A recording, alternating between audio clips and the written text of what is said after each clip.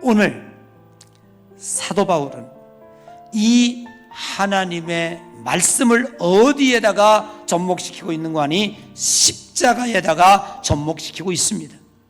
하나님이 얼마나 지혜로우신지에 대해서 바울은 이렇게 얘기하고 있는 거예요.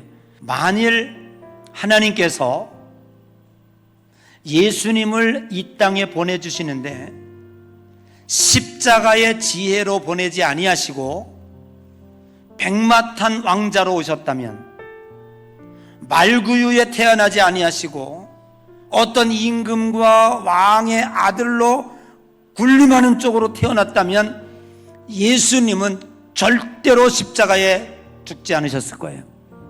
그리고 그 예수님을 왕으로 추앙해가지고 사람들이 다 따르게 될 거예요. 그 주위에 아마 군대를 겹겹이 동원해서라도 예수님을 십자가에 못 박도록 만들었을 것이라는 거예요. 그러면 우리는 어떻게 되겠습니까? 아담과 하와를 통해서 원죄를 가지고 태어났습니다. 수많은 율법으로 주님께서 우리들에게, 하나님께서 율법에 대한 문제를 주셨지만 그 율법은 결국 우리를 교만하게 만들고 자기 의가 되어버리고 말았습니다. 우리는 무엇으로 구원을 받을 수 있고 무엇으로 천국 갈 수 있겠습니까? 예수님이 십자가에 돌아가시지 않는다면 우리의 죄는 어떻게 되겠습니까? 그런데 예수님, 하나님은 지혜를 발휘하셔서 말구유에 태어나게 하셨어요. 여러분, 이사야서 53장에 보면 예수님은 흠모와 날마는 것이 한 군도 없습니다. 사람들이 그렇게 딸을 매력이 한 군데도 없어요. 그런데 예수님은요, 십자가에 못 박았습니다. 그렇기 때문에 못 박은 거예요. 이것이 하나님의 지혜라고 하는 것을, 그래서 예수님은 우리를 위해서 십자가에 돌아갈 수 있으셨고 우리는 그 예수님을 통해서 구원받게 되었다고 하는 사실입니다. 하나님의 계획을 아무도 눈치지 못했기 때문에 예수님은 십자가에 달리시는데 성공할 수 있었다고 하는 것이죠. 일반적으로 사람을 분류하면 반드시 있어야 할 사람이 있고, 두 번째는 있으나 마나 한 사람이 있고, 세 번째는 전혀 필요 없는 사람이 있습니다. 그런데 우리는 사람을 그렇게 분류하지 않습니다. 영적으로 분류합니다. 첫째는 육에 속한 사람이 있고, 두 번째는 영에 속한 사람이 있습니다. 하나님의 지혜는, 하나님의 신비는 오직 영에 속한 사람만이 깨달을 수가 있습니다.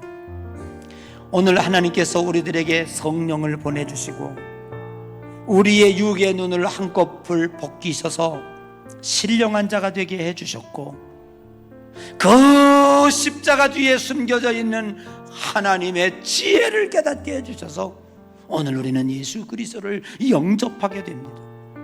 그리고 예수 그리스도를 영접하고 그 예수 그리스도를 통해서 우리는 구원받은 성도들이 된 줄로 믿는 것입니다. 얼마나 큰 축복입니까? 하나님의 지혜를 분별할 수 있는 영의 사람이 바로 저와 여러분이라고 하는 사실입니다. 사랑하는 성도 여러분, 이제 우리는 신령한 자에 속한 자이고 영적인 사람입니다. 여러분의 영 안의 눈을 열어서 하나님의 지혜를 깨달으시기를 바랍니다. 그 지혜는 성경 안에 가득 담겨 있습니다.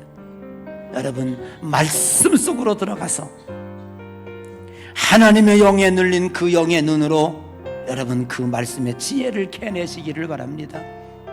그 지혜를, 하나님의 지혜를 다 캐내는 여러분이 되시기를 바라고, 하나님이 다행히도 십자가라고 하는 지혜를 발휘하셔서 이 세상에 보내셨기에 예수님은 우리를 위해서 그 십자가의 사명을 완수할 수 있었다는 것을 바울은 우리들에게 강조하고 있습니다.